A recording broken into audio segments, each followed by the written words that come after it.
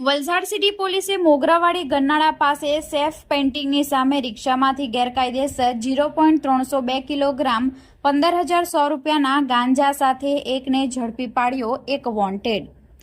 Valsad city police station હદ વિસ્તારમાં પોલીસની ટીમ પેટ્રોલિંગમાં હતી.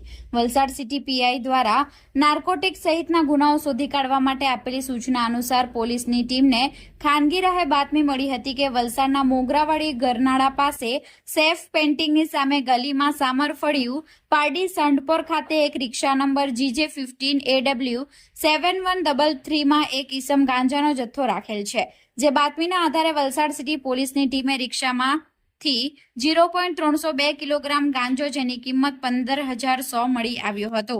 પોલીસની ટીમે રિક્ષાની કિંમત 2 લાખ, ગાંજાની કિંમત 15,100 તેમજ રોકડા રૂપિયા 2,500 અને એક મોબાઈલ ફોન જેની કિંમત 2,000 મળી પોલીસે કુલ 2,19,600 રૂપિયાનો મુદ્દામાલ કબજે લઈ અમિત ઉર્ફે પેન્ડો રસિકભાઈ નિકુડિયાની ધરપકડ કરી પ્રશાંત તિવારી નામના ઈસમને વોન્ટેડ જાહેર કરી NDPS એક્ટ હેઠળ વલસાડ સિટી પોલીસ મથકે ફરિયાદ દાખલ કરવામાં આવી છે.